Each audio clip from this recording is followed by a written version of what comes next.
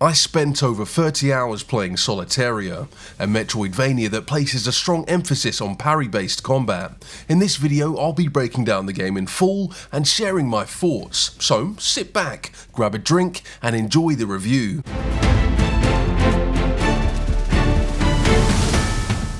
You play as Tot, a small fire warrior in the world of Solateria. Once known as the Land of the Sun, Solateria has been left in ruins by the deadly Shadow Plague. The kingdom, once prosperous and ruled by its king, now faces uncertainty following his mysterious disappearance. As Tot, your journey is to locate the missing king, uncover the origins of the plague, and ultimately discover a way to cure it. This review will remain spoiler-free, so that's all you need to know about the story. First, let's take a look at Solateria's combat and the abilities you'll gain access to. As I mentioned earlier, the game places a heavy emphasis on parrying enemy attacks. Each enemy has a resistance gauge, represented by red diamonds beneath their health bar. Every successful parry removes one of these diamonds, and once they're all gone, the enemy is briefly stunned, giving you the opportunity to unleash a pyre in action. This is a powerful, hard-hitting attack and a major source of your overall damage. Now you can choose to dodge attacks, but it's definitely the less optimal way to play. Perfect parrying is at the core of the combat system, and with that said, the game does give you some leniency. You see, if you hold the parry button, Tot raises a shield that significantly reduces incoming damage, so even if you miss the perfect timing, you won't be punished as harshly. However, both guarding and dodging consume stamina. This means you can't just turtle behind your shield or spam evasions. If you run out of stamina and get hit, you'll be briefly stunned, which can quickly lead to your downfall. One of my favourite mechanics in Solateria is residual heat. If you've played Bloodborne, you'll feel right at home. You see, when you take damage whilst guarding, part of your health turns grey. Successfully landing a perfect parry restores that grey health back into your HP, which is referred to as warmth in the game. It's a system that rewards aggressive, confident play. Of course, that's not your only way to heal. You also have Warmhorn charges, shown as blue circles beneath your stamina bar. Now you start with 3, and you'll find more as you progress. There's also a heat bar, though this is mostly relevant during boss fights, and I'll go into detail more on this later. As for enemies, there's no shortage of frustrating ones. You've got Ophalin warriors and spear guards, often paired together to cheese your health bar. One can teleport repeatedly and slash at you, whilst the other throws spears at you that never seem to miss. Then there are Mucora warriors, which spawn smaller enemies called Mucons. Now these little arseholes inflict Spore, a status effect that steadily drains your health, similar to the curse effects in the Souls games. And of course, there's the fan favourite Trin, having multiple resistance diamonds, capable of off-screen ground attacks, and splitting into 2 smaller versions once defeated. These enemies are almost guaranteed to catch you off guard, at least once. When you die, you'll respawn at an altar and drop your spirit flame. Now this contains your experience and own, which is the game's currency. If you die again before retrieving it, it's gone for good.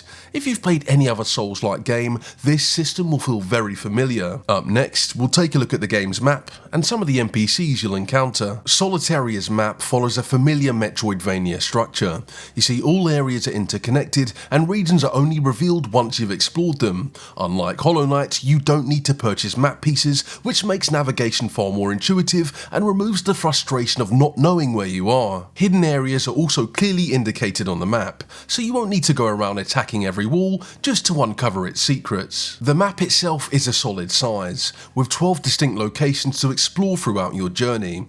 The Ashen Library acts as the game's central hub, where you'll encounter several NPCs who will assist you along the way.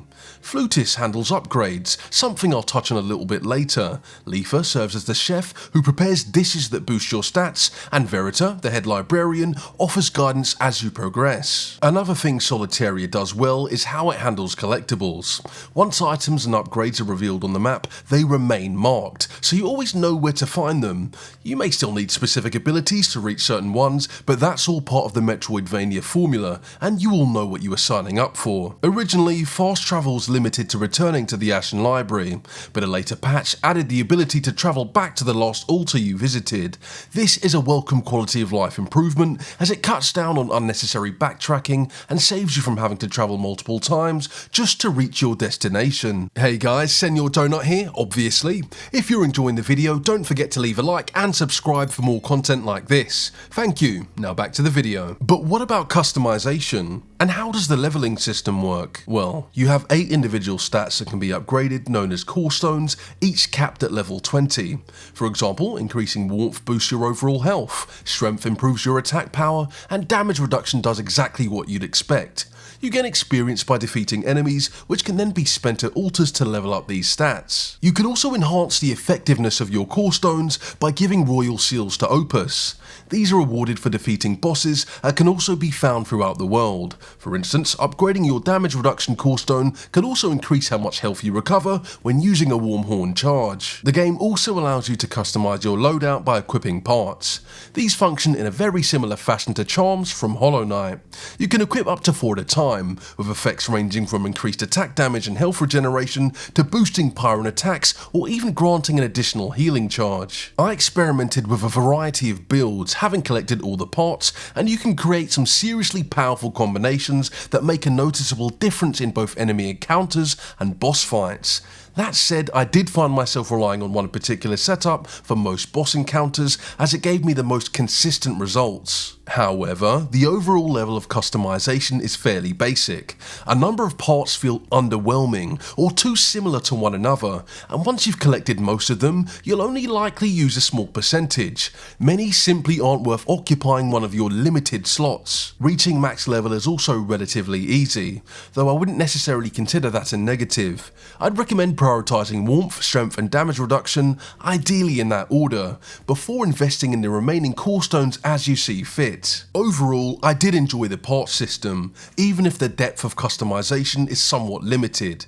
If future DLC is planned, I'd love to see more parts added, along with new weapon types, as you use the same weapon throughout the entire game. Now with that said, it's time to dive into the bosses and the game's overall difficulty. Before I get into it, I need to add a quick disclaimer.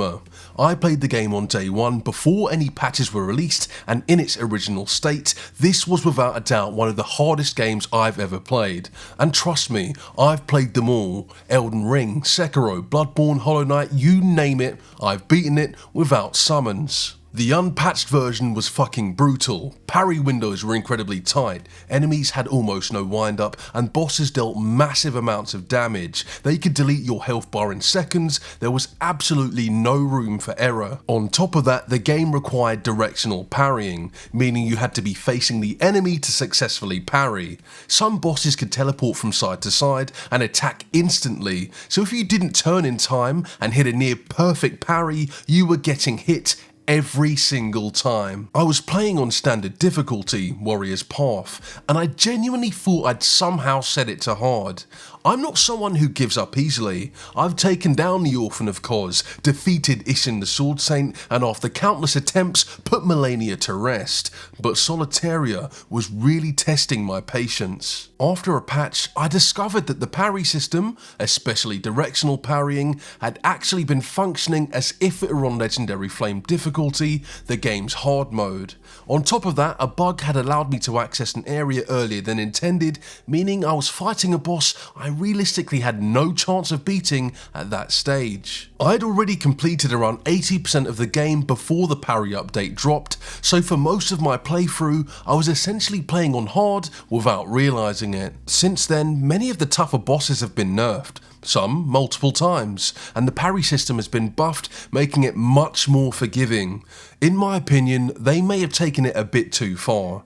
The game is still challenging, and the later sections weren't exactly a walk in the park, but the more generous parry windows have taken away some of that original punishing charm. To give you an idea of what to expect, here are a few examples, and don't worry, I'm avoiding any story-related spoilers. Moldin, the Lord of Mukura, throws out a mix of rapid sword swipes and heavy hammer attacks. He can summon claws that track you from underground and even drop boulders out of thin air.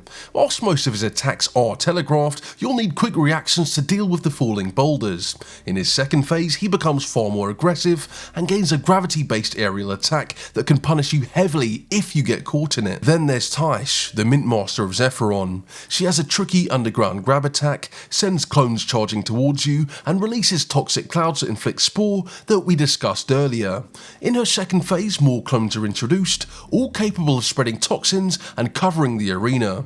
You'll need to carefully manage your positioning whilst dealing with multiple threats at once. Finally, there's Virtus, the Gatekeeper. He lunges at you with his sword, triggering delayed lightning strikes, uses a flame dash that sets the ground ablaze, and summons molten rock from below.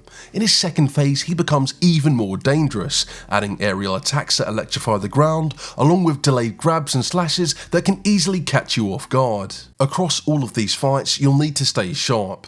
Some bosses are more manageable than others, but every single one presented a challenge. Expect multiple deaths and a fair amount of time learning their patterns. That said, I'm not trying to be elitist here. The game is meant to be enjoyed, so play on whatever difficulty suits you.